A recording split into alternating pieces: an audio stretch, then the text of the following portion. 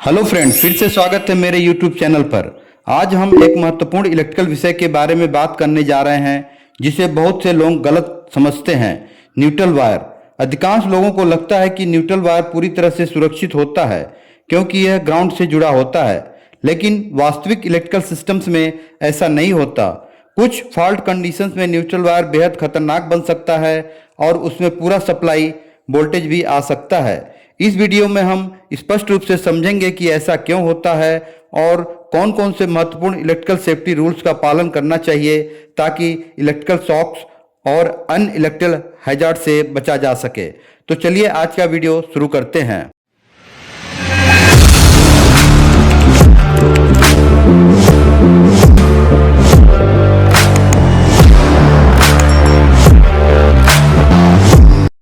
Friends, बहुत से लोग मानते हैं कि न्यूट्रल वायर को छूना हमेशा सुरक्षित होता है क्योंकि यह ग्राउंड से जुड़ा होता है, लेकिन वास्तविक इलेक्ट्रिकल सिस्टम में यह हमेशा सच नहीं होता। सामान्य ऑपरेटिंग कंडीशन में न्यूट्रल वायर लगभग 0 वोल्ट के बहुत करीब रहता है क्योंकि इसे मेन डिस्ट्रीब्यूटर पैनल में अर्थ से कनेक्ट किया जाता है। इसका मुख्य कारण इलेक्ट्रिकल अप्लायंसेस और इक्विपमेंट से रिटर्न करंट को वापस पावर सोर्स तक पहुंचाना होता है। एक सही तरीके से वायर्ड सर्किट में न्यूट्रल वायर को छूने पर बहुत कम या बिल्कुल भी इलेक्ट्रिक शॉक महसूस नहीं हो सकता, खासकर तब जब आपके शरीर और ग्राउंड के बीच लगभग कोई वोल्टेज डिफरेंस न हो। लेकिन इसका मतलब यह बिल्कुल नहीं है कि न्यूट्रल वायर पूरी तरह से सुरक्षित है।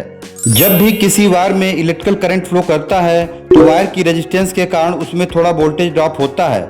इसी कारण जब इलेक्ट्रिकल लोड चल रहे होते हैं तब न्यूट्रल वायर हमेशा बिल्कुल 0 वोल्ट पर नहीं रहता। असल खतरा तब शुरू होता है जब इलेक्ट्रिकल सिस्टम में कोई फॉल्ट उत्पन्न हो जाता है।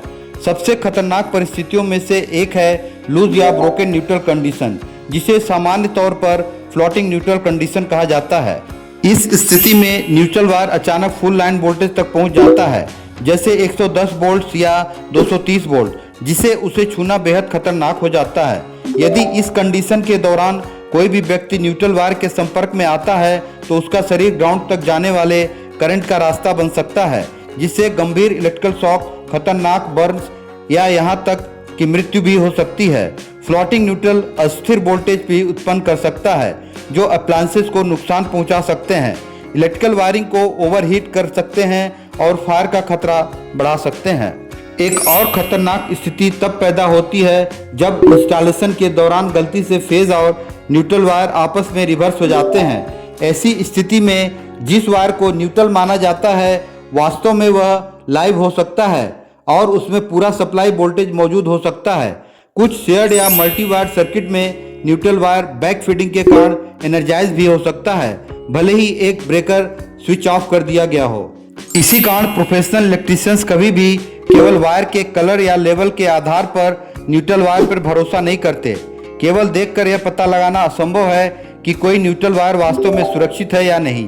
Hidden faults, loose connections, incorrect wiring या डैमेज सर्किट बिना किसी दिखाई देने वाले वार्निंग साइन के न्यूट्रल वायर को जानलेवा खतरा बना सकते हैं। इसलिए हर इलेक्ट्रिकल वायर को हमेशा लाइव मानकर ही संभालना चाहिए।